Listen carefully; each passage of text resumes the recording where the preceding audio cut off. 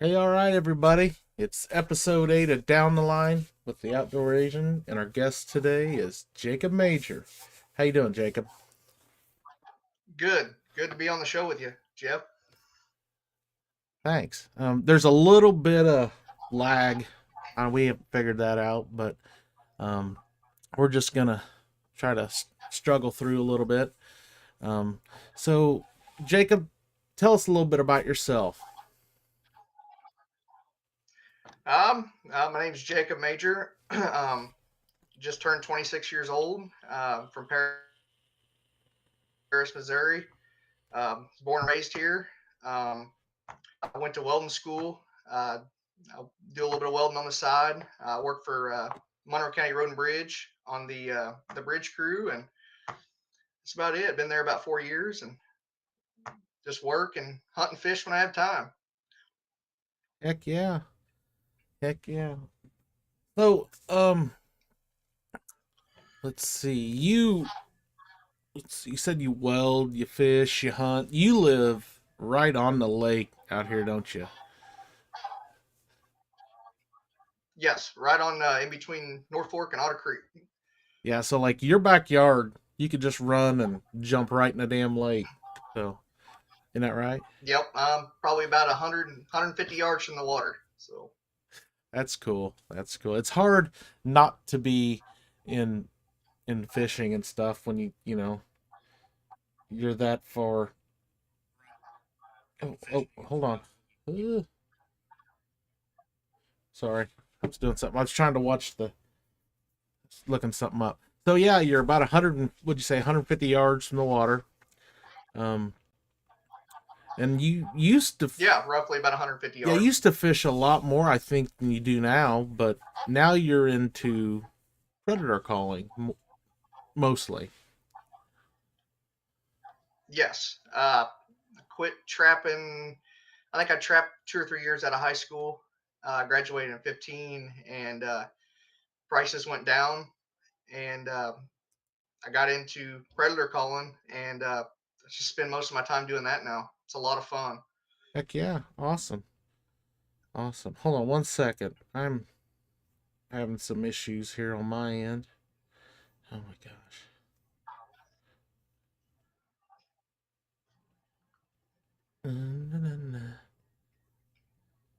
Oh, all right, says we're there. So, anyways, okay, yeah, you predator call. How long you been into predator calling? You said. I'm sorry. I think I've been in calling predators for around, I don't know, 5 to 6 years now. Um, I can't even remember how I started. Um, I bought a call online, and I went quite a few times, and didn't have a whole lot of luck, and just started learning different stuff, watching videos, talking to different people, and um, I got a lot better at what I was doing, and just learned from my mistakes, and it's really paid off. Yeah, yeah. Now, what was your first call? Was it a mouth call, electronic call? My first call was Primo's Alpha Dog. It was a good call. Um, I didn't have any problems with it, and then I got to see a lot of stuff about Fox Pro, and I think I bought their first call was an Inferno I used, and I ran it for a couple years and sold it, and ended up buying the new call out now is the X24, and it's been hands down best call I've used. Um, I said I bought it from Fox Pro, and they have good customer service, good warranty, and they've helped me out a lot on my products and stuff, and that's all I use now. Yeah, their sounds are a lot different than like most.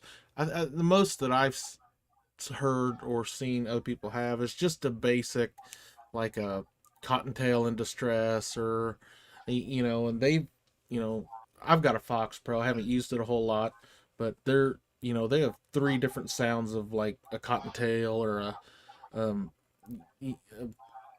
what is that one? Some jack, was it like a jackrabbit, or Uh, I can't remember the name of the it. Jackrabbit Distress.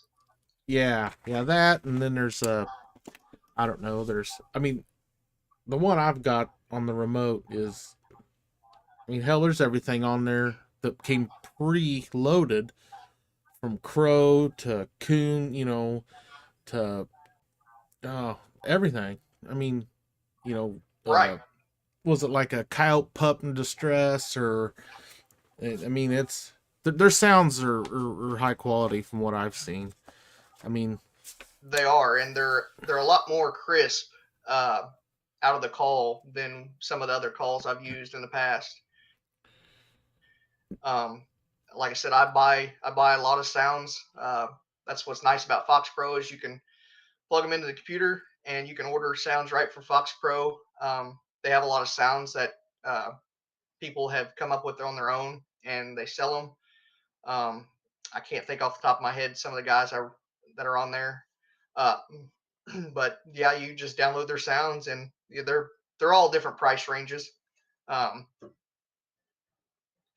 and I've downloaded them and I get along great with them. But they're a lot more crisp than they are on other calls. yeah. I think my first Predator call was I don't even know, was it Jimmy Stewart or some, it was an older one. It had like a little cartridges you put in it.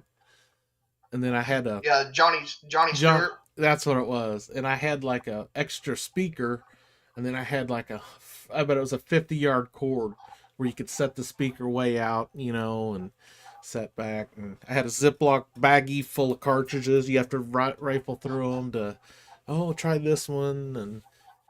But Yeah, the calls have come a long way from what they used to be. The amount of settings on them, Bluetooth. Um, they have some what they call a Fox Fusion, where you can take a rabbit in distress and take a coyote or a bobcat or fox, and you can put those sounds together and make them sound like the bobcat or fox is attacking the rabbit or whatever call. You can mix two sounds together, yeah. And then they've and got that they have Fox another. bang where they'll switch. Like if it Yeah, the hears a, fox bang is that's cool. That is cool. that's really nice. I use the fox bang a lot, and you can preset your sound to what you want on that. I run the coyote pup distress. You know, I run my settings on medium. When the rifle goes off, it immediately switches to pup distress, and it's worked out really good for me. I've called coyotes in, doubles and triples. Shot one coyote out of the group, and got the other ones to stop just from the having the pup distress kick on from the fox bang. Okay, yeah. I haven't got to use mine, excuse me, a whole lot, but we're gonna have to break it out here one of these days and get together and turn the cameras on and go from there.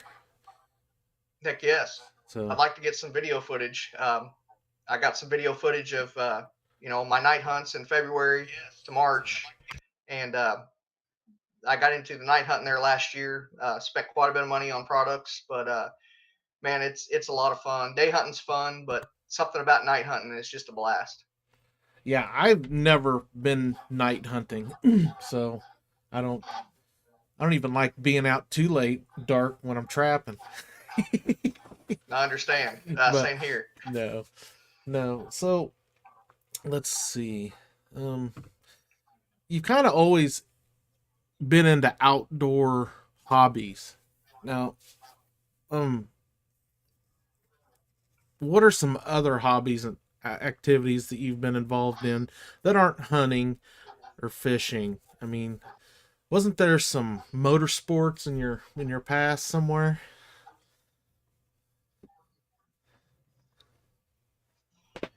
Yeah, when I first when I first I started, my dad works on ATVs and side by sides. He's been doing that for I think 35 years now. Um, I started. He bought me my first four wheeler when I was still on there, Jeff. Yeah, I'm still here. Keep going. Still on there, Jeff. Can you hear me now?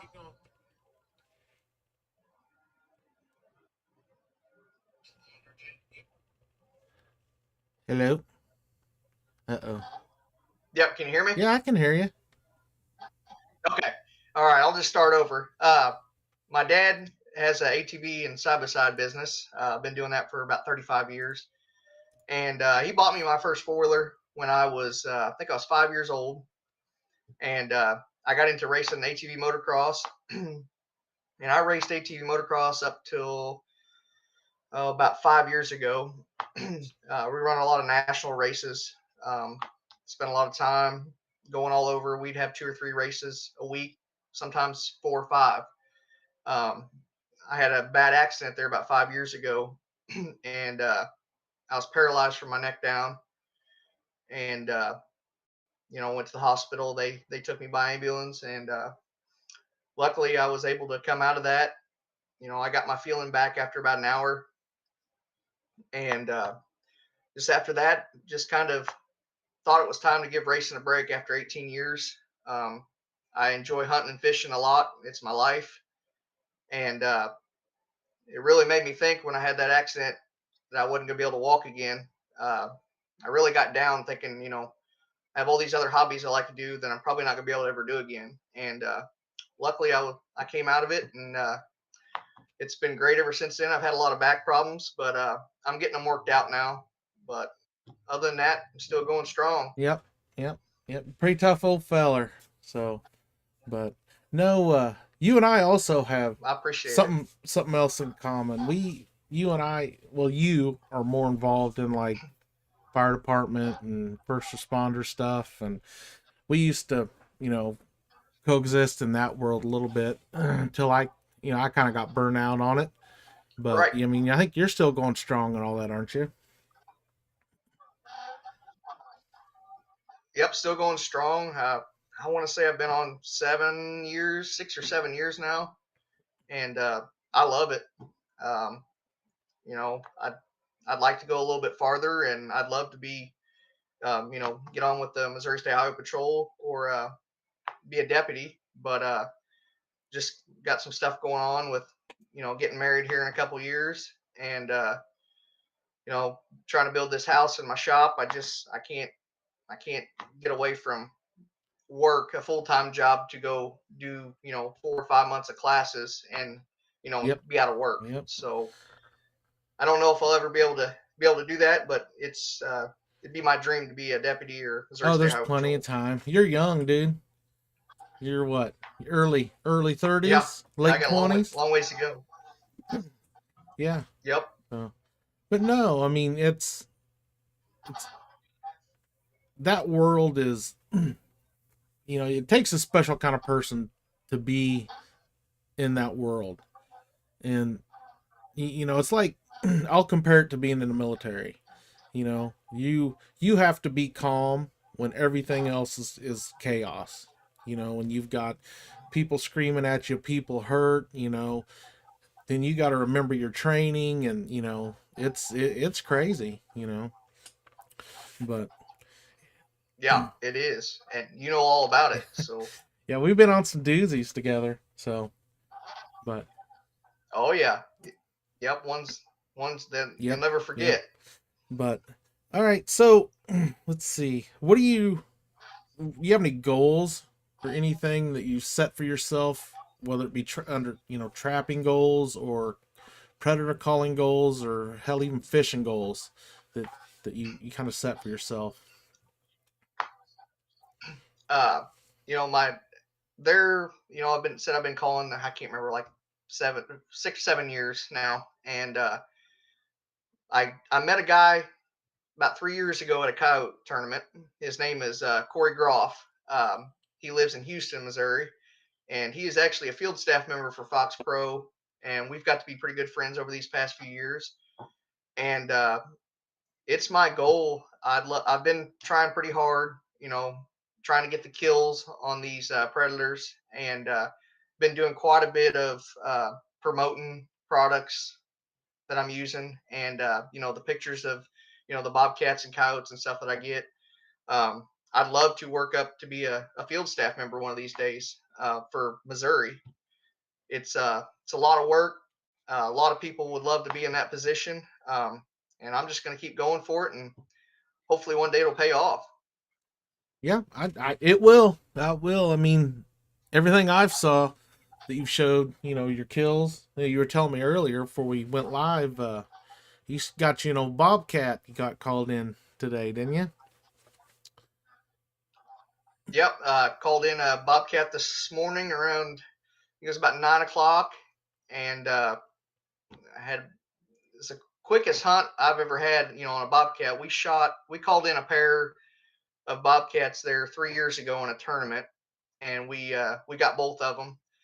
Those cats took around 30 minutes to work in, and this cat, was in right at the 10-minute mark. So it worked out great. And then Saturday morning, I was able to get a coyote, um, call it in. I think last or Thursday, I called in a coyote on some core ground and wasn't able to get him. It was just hunting real tight quarters and should have been using a shotgun. Just didn't have a whole lot of time with my rifle to get on the coyote, but so I lost that one. And then a couple weeks ago, I lost another one. Um, Ended up spooking it at about the 30-minute mark coming in, and it just didn't work out. But see, we'll have the way the year's going. I think it's going to be a pretty good year. I think we'll have some better luck here in February to March, and we can start night hunting. And I think it'll pay off. I think we'll start stacking some more up. Yeah, I mean, so you're not going to kill them every time. It's hard, for people who just see the footage and videos on YouTube or hunting channels. I mean, they see these guys going out and making a set, and they're there a minute or two, and here comes 4 or 5 coyotes, come barreling into, one series of calls, and it just doesn't work that way. You get, just like you said, you No, get it, busted or nothing comes in, or or you miss a shot. So it's right.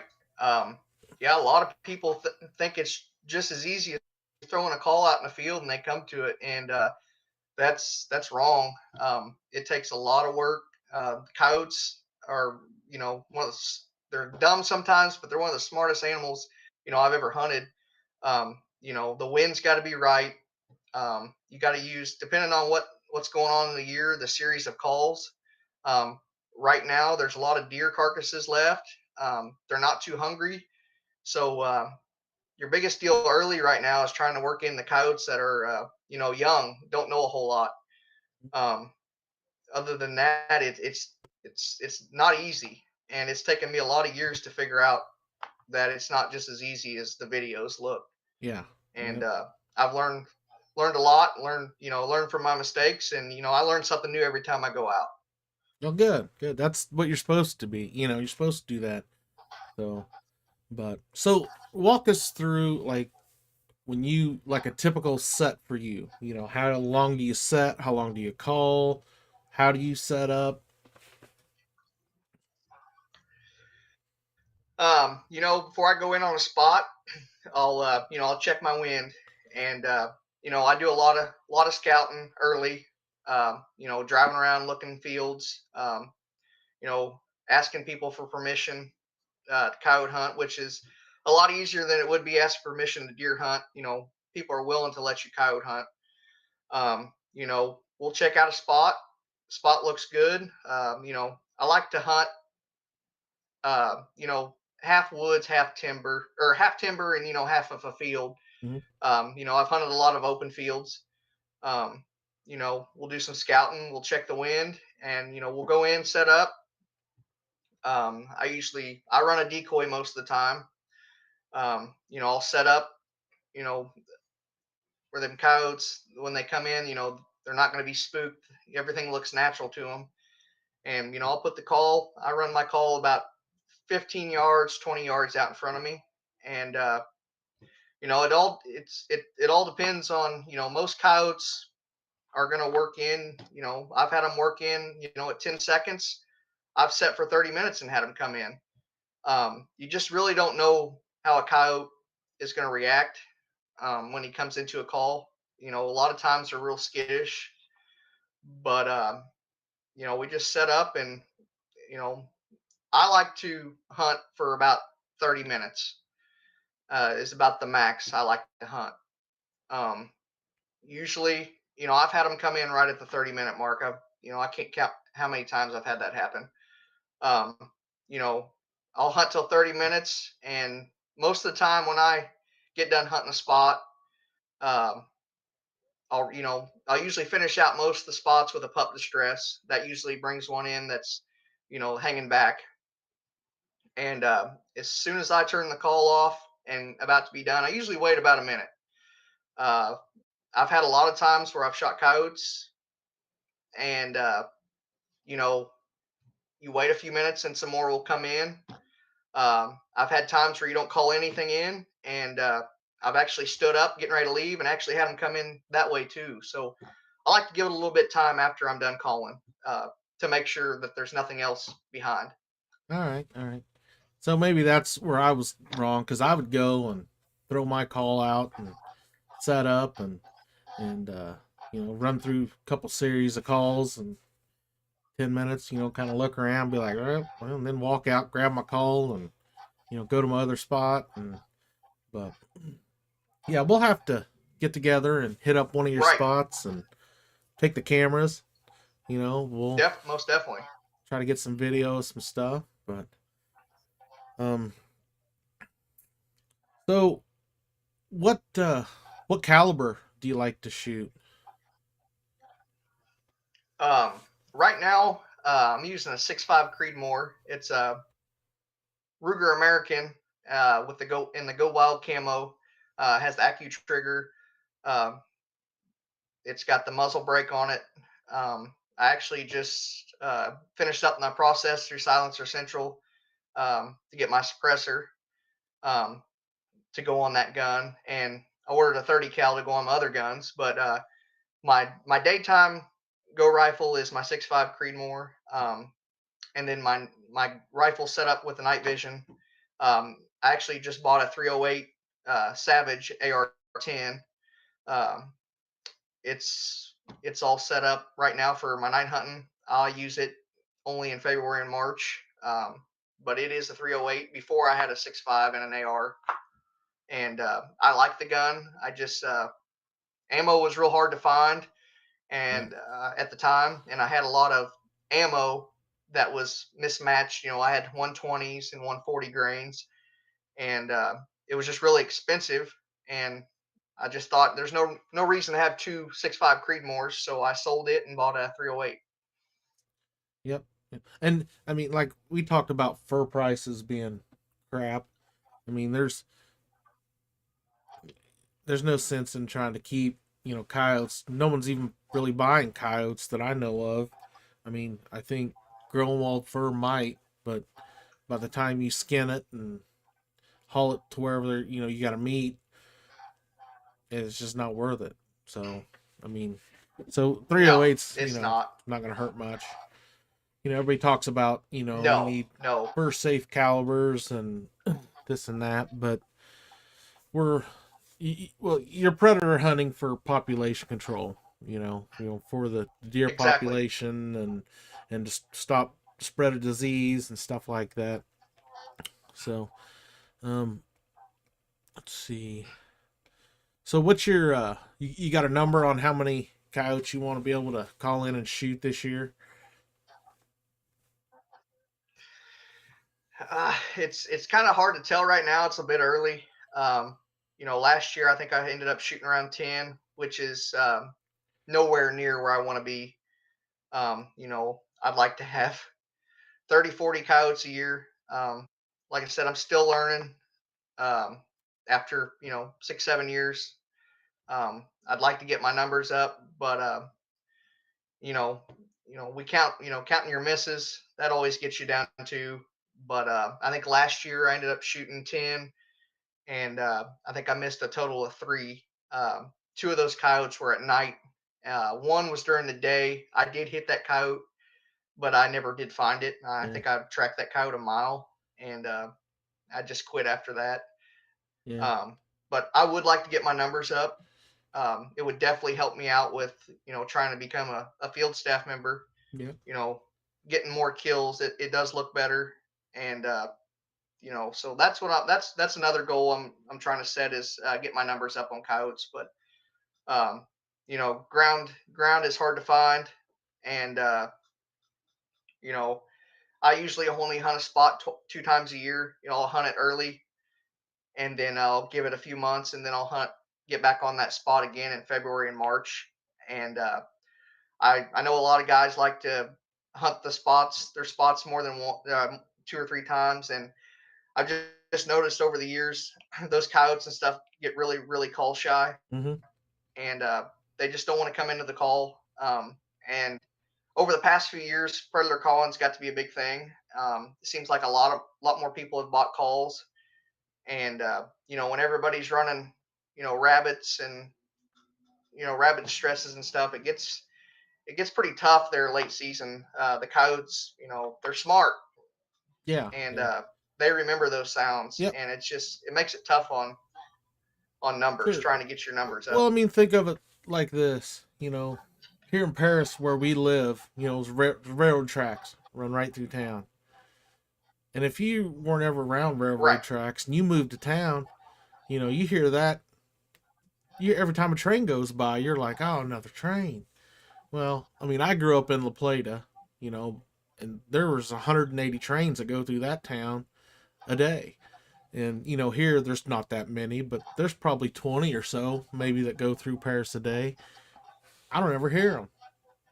So to me that translate to, like, if you're out there blaring a rabbit in distress, you know, right, 5 6 times a year. I mean, they're just, by the time they hear you doing it or somebody else, and then an actual rabbit making that sound, I mean, they're kind of numb to it. So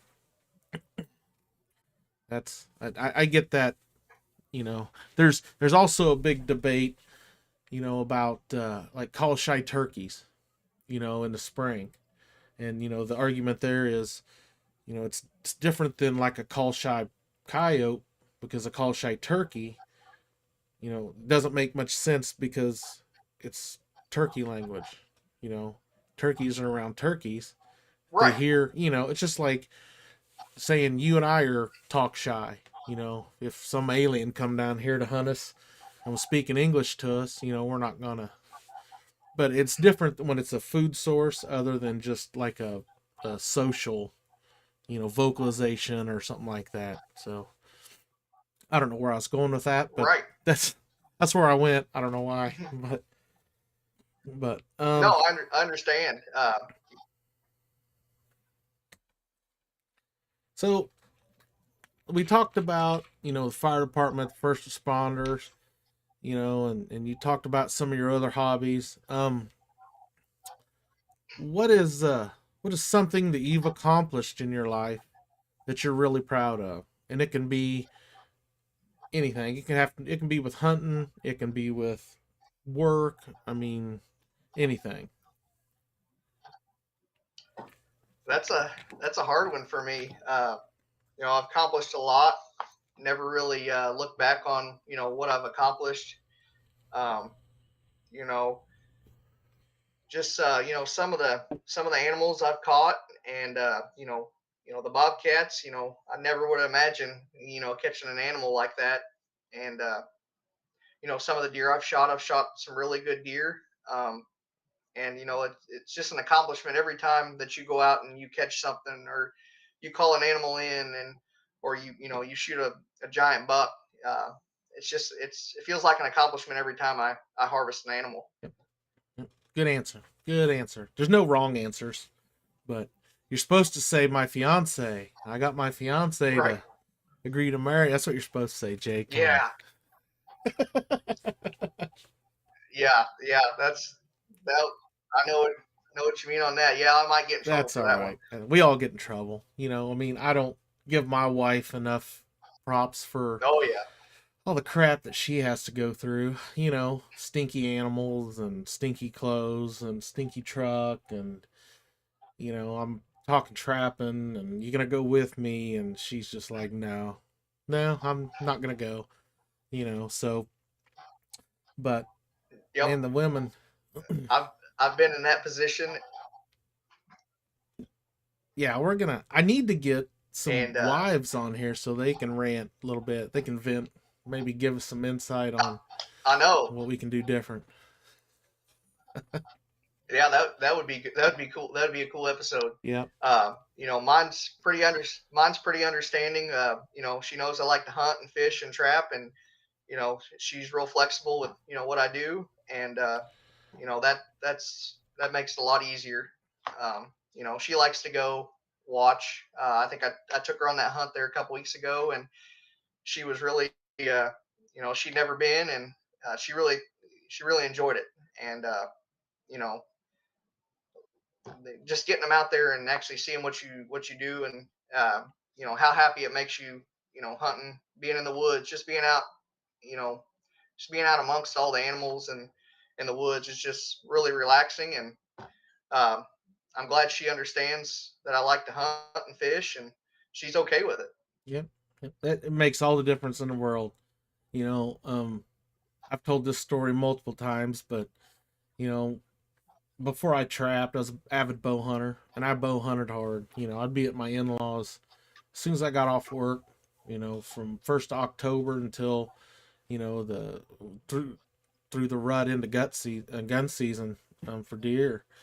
And my wife's like, what do you do out there? You know, and I'm like, I sit in a tree and I watch squirrels. You know, and I wait for a deer. I mean, that's what I do. And it was so hard for her to really understand why I would want to be sitting in a tree, freezing, watching squirrels in the hopes that a big deer would come by. But yeah, and the only way I could explain to her was that, that's a time for me to think. I'm not thinking about deer hunting when I'm out there. I'm thinking about, you know, things I can do better with my life. Maybe I can, you know, try to do this better, do that better. And my big thing to her is, I was like, I was sitting in a deer stand the day that I thought, man, I should ask her to marry me.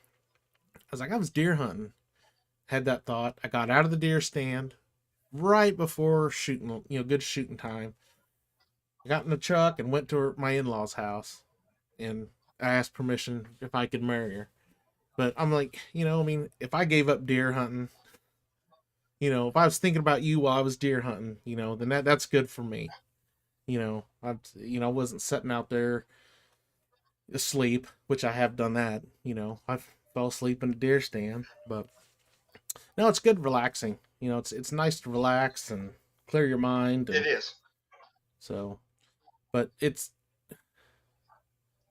predator calling's a little different than just bow hunting for deer, because it's you got to be looking around and watching. Most of the time you're sitting in a stand. You know, you, they just appear in front of you. You know how it is to bow hunt, so You're you right. you never hear them when they come Yep. in because it's usually a squirrel. But no, yeah, yeah, Exactly. Exactly. Yeah. The predators, they come in yeah. fast, and I'd hate to think about how many I didn't see that came in. Um, you know, they just come in so fast, and sometimes they leave real Oh fast. yeah, So yeah. Sometimes you like they just come to the edge where you can't see them, and they'll look at the field, and if they don't like it, they just go the other way. So exactly. I have a really good friend from back around La Plata who is friends with Les Johnson, and Les Johnson he's a pretty famous predator caller.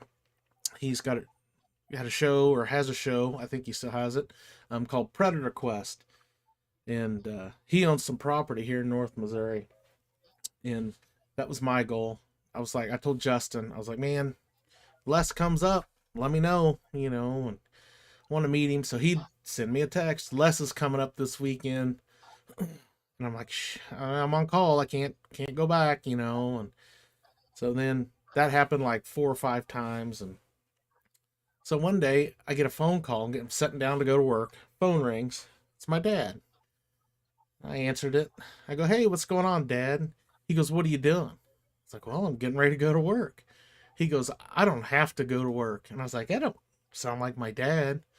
Well, Les was at the cafe in La Plata eating breakfast with my dad, and Les knew that I'd been wanting to meet him. So Dad's like, hell, call him. So I talked to Les for, I don't know, 5, 10 minutes, and He's a pretty nice guy. I still haven't met him. Talked to him on the phone. My dad has met him multiple times and sent me pictures of them two together. But he's I'd like to go with Les sometime and just watch. I mean, I don't know if you've ever seen him on TV, but he is he's pretty good at it. Oh yeah, I've seen him on TV. I actually run a Predator Quest scope on my 6.5 Creedmoor for the daytime, and it's an awesome scope. Yep, So uh, yeah, I've seen a lot of his videos. He's really good at what he yep, does. yep.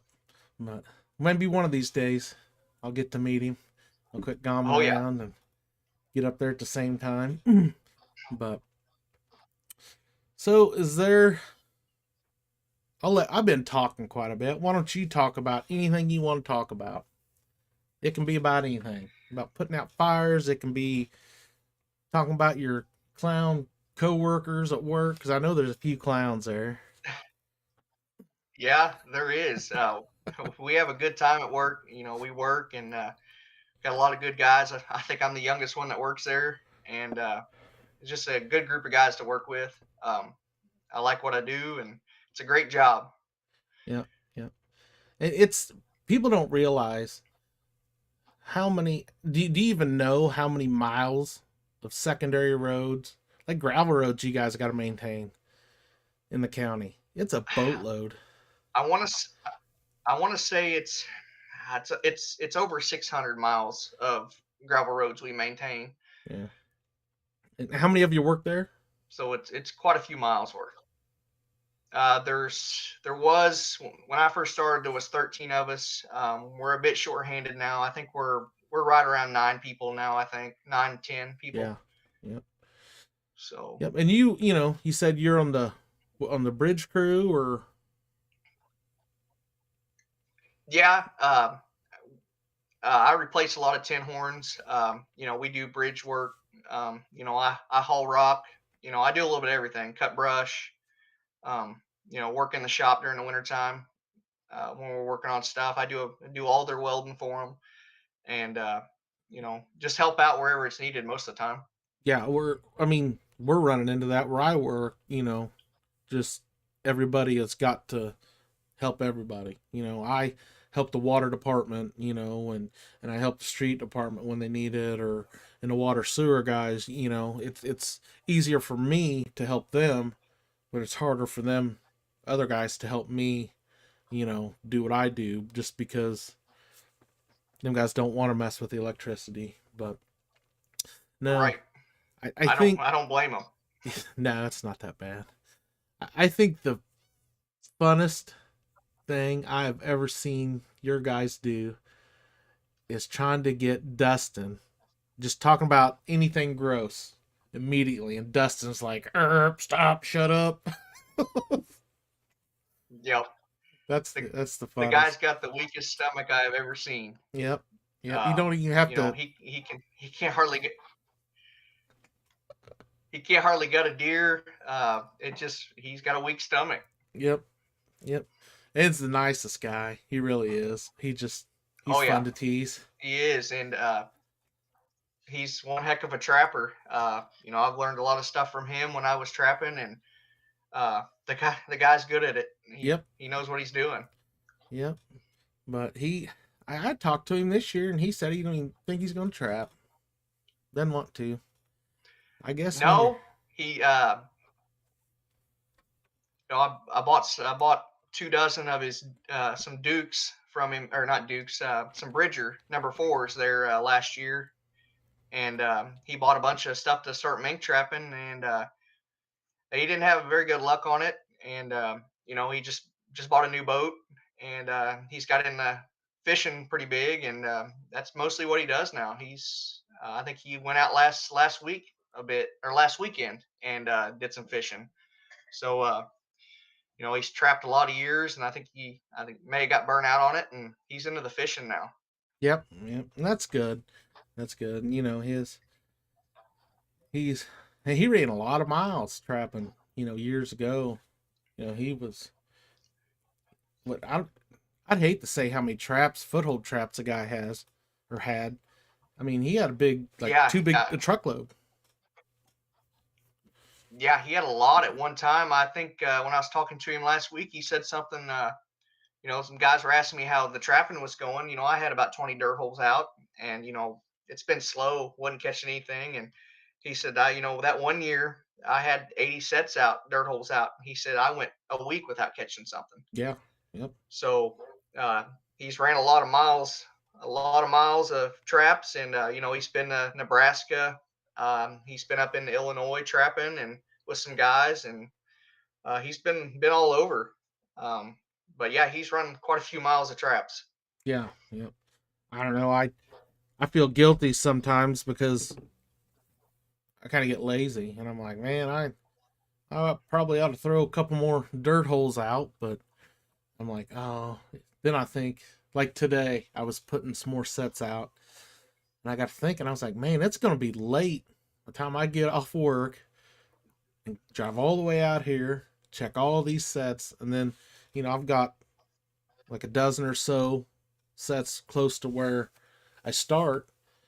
Then I gotta drive 5.5 miles on the side by side to go check, you know, another dozen or two. And it's new land, so I'm like, well, I don't want to get out there and get lost. But I mean, I'm not gonna get lost, but it just, I don't know. Sometimes I think I'm too lazy. Right.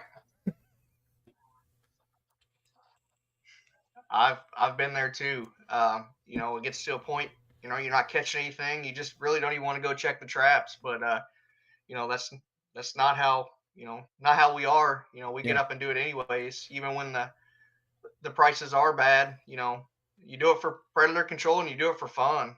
yeah, Um, I've had a lot of people tell me, why do you even waste your time trapping? They're not worth anything. And you know, it's not about the money to me. I've never been in a sport or any kind of hobby that I made my money back on. oh yeah, yeah, It was never. all pure enjoyment, Yep. and I've had a good time doing it. I've spent a lot of money, and there's worse things you could be doing with your money. Yeah, And yep, I just love hunting and trapping and fishing, and I'm gonna continue to do it till I can't. yep, yep. I'll probably, I complain about it, but it's just like you said, we still get up and do it. You know, check them traps when we're not catching nothing.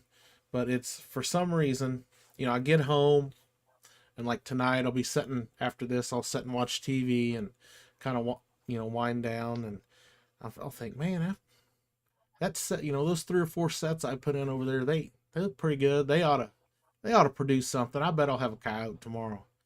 So that keeps me going you know, all day through work, and then, about time 30 minutes before quitting time, I get excited and I'm like, I bet I got something, or, I can't wait to get out there and check. And, sometimes they're there and a lot of times they're not. So it's a cycle, but it's It Christmas is. morning It every it day. is. Yep. Yep. Yep, So, you're exactly right. yep. So, all right. What else can we talk about? Let's see. I talked about, we gave Dustin a hard time. Let's see. Poor guy's not even here to defend Yep. himself. I'll hear about it later. Nope. Um, Oh yeah, that's all right. did you do any good deer hunting? I don't remember. No, it was a rough. I've had some bad luck up until this weekend. Shooting that coyote and bobcat. Finally getting started doing some predator calling, but bow season and gun season was just rough for me. I saw some pretty. I didn't have time to do any cameras this year. I don't run a whole lot of cameras. It's one of those deals. If I'm going to be out there hunting, I'm going to see them most likely. Um, so I didn't run any cameras this year. Um, I was real behind on everything. I did bow hunt. Um, saw some decent deer at first. Didn't have any shots on them. Then I started having some problems with some coyotes running them off, and the later it got into bow season, just wasn't seeing any deer. Rifle season came around, and I think opening morning I set right at 10 hours straight. Sunday, the next day, I set another 10 hours straight, and I never saw a single deer both days. Mm. Um, it started picking up a little bit later on in the second week. Was seeing some does, a lot of small bucks, and it wasn't good. It was one of the worst. I've been hunting this property, family property. I think Dad's been hunting it there for about 25 years, and I've been hunting it for about 20, 21 years, and it's by far the worst year I've ever seen on that property with deer. Yeah. Um, I think it was the second week. Uh, I was headed out to do some coyote calling, and I pulled into the property that I have permission on, and it's family property. And I look over towards this pond that's it was exactly right at 530 yards, and I see this giant deer, and Mm. it was actually on another piece of property that's family's, and he was doing some weird stuff. I knew he had a doe locked down. So I hopped the fence, ran across, and set up in the field, and I didn't see the deer anymore. And he ended up, I didn't see him, so I hopped the fence and went over on this piece of property, and there's a pond on this property, and so I walked around the pond, and I jumped him up with the doe. Um, I had him at 40 yards, and he was on that doe, just chasing her. I laid down with the gun. I didn't have my 300 Win Mag. I had my 6.5 Creedmoor, which isn't my go-to gun for deer, but that's all I had at the time. And I laid down, threw the bipod out, and I I fired every round I had in that gun and never hit that deer at all. It's the first time I've ever missed a deer with a rifle. Um, you know, I I made a terrible mistake. I tried to lead the deer, and I didn't lead it real far, but I just couldn't stay on the deer. It was running so fast. Mm-hmm. Um, and he got away. I'd never seen this buck before. He was every bit of, like I said, I was 15 yards from him when I jumped up and took the first shot around 40 yards. He was by far. I know it's easy to step back when you see a deer and throw out numbers on how big you think he is. This deer was by far 200 plus Mm-hmm. inch deer, and I was sick. But that's part of hunting, and it makes you mad, but that's what keeps me going. Yep. I was pretty upset there for about 2 or 3 days, and then I finally got over it. But like I said, learn from our mistakes and go on. Yeah. But Yep. I may never see a deer like that again. Yeah. Well, 2 years ago, I had Nightly with me, and she wanted to go set with me. I was like, all right. And I had my 6.5 Creedmoor with me, and of course, it's not a hunting gun. It's a bench rifle. It's the Bergera that I bought to shoot long range with, and I was like, I'd like to have it, shoot a deer Right. with it. So I took it with me. And it was raining all that opening morning. It rained until the sun came up, cleared off. It's cloudy, it quit raining, and we're sitting there, and man, we're seeing deer everywhere. And then I see this nice one coming up by this ridge. I'm like, oh, there's a big deer. And so I stick the old gun out there and kapow, and it takes off running. And I was like, oh, he's dead. It was 80 yards. And I was like, he's dead. Well, I missed. And then we're sitting there, and 5 minutes later, the absolute biggest deer I've ever seen on the hoof walks 25 yards right by us. And I got my iPhone out, and I'm filming it. And my daughter's like, "You gonna shoot it, Dad?" I was like, "I already shot one. I didn't know I missed the first one, so I'm like, oh, filming. Oh, look how you're gonna see these two deer fight, blah blah blah." And well, come to find out after looking at the video, the one that comes up to that I think is gonna fight this big deer is the one I shot at. So I just watch them both, just kind of mill around and walk off. Then I, get down. Like, well, okay, they're gone. I'll get down and look for some blood and look for my deer. Went out there, wasn't a speck of blood anywhere, but there was a branch about 20 yards outside my deer stand that shot off. That's what I hit. I didn't hit a deer, but you know, everybody misses. Just like it's why it's hunting, not killing. But you're talking about not Exactly. many. You talking about not many cameras out. Well, I'm gonna tell you what. I'm not sponsored, but I wished it was. But right here, this is a Moultrie cell phone camera. I paid $70 for it.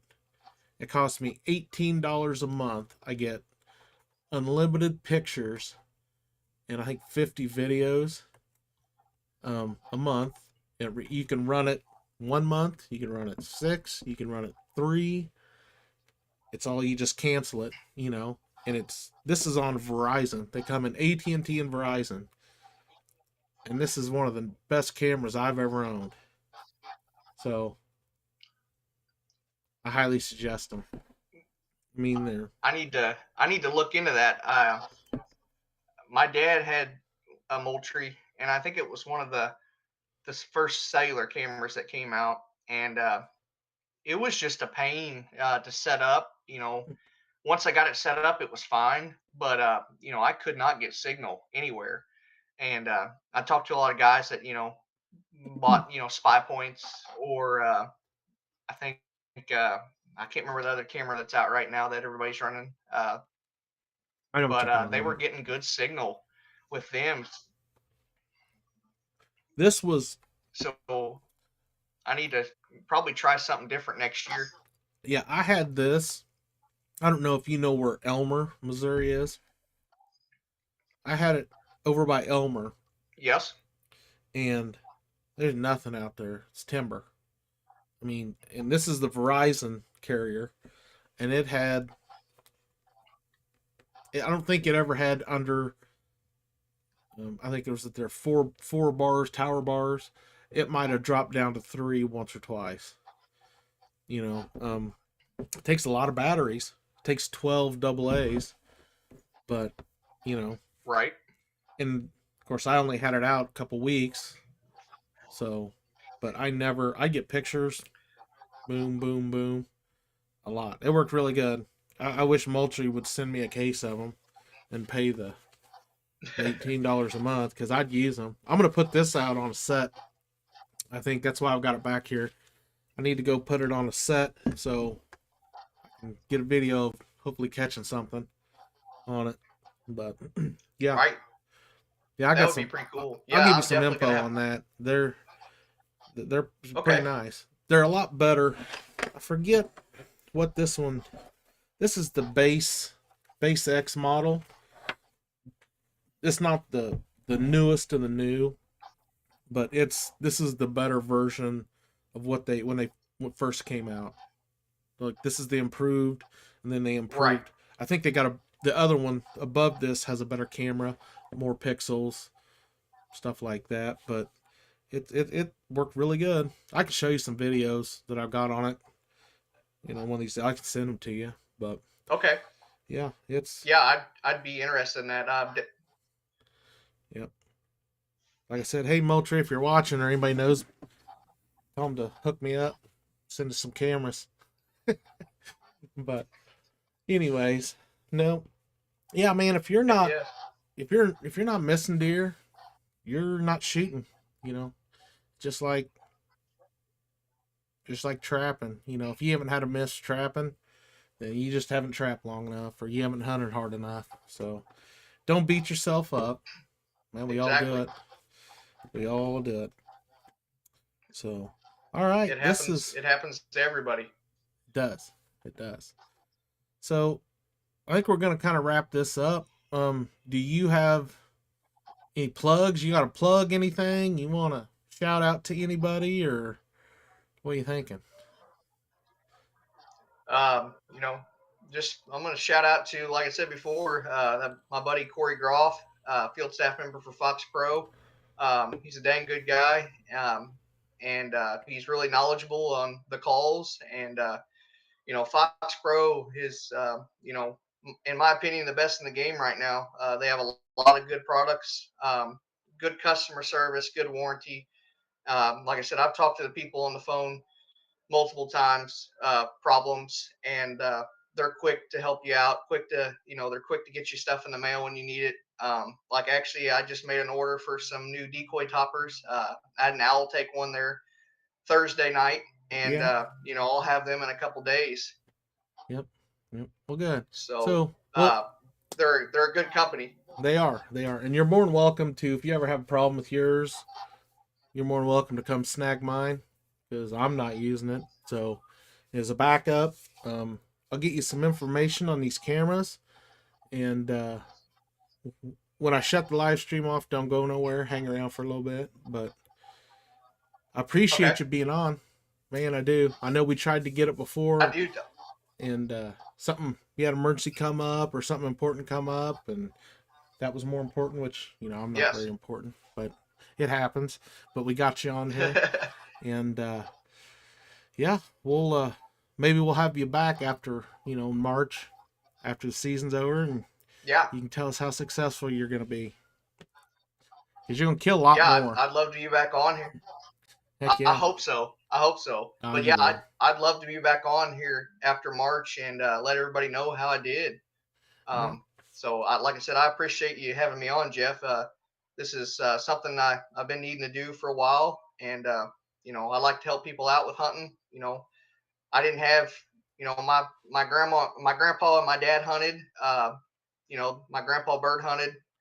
My dad, does a little deer hunting. Other than that, trapping, predator calling, bow fishing. I really didn't have a whole lot of people to teach me stuff on that, and I just kind of learned myself.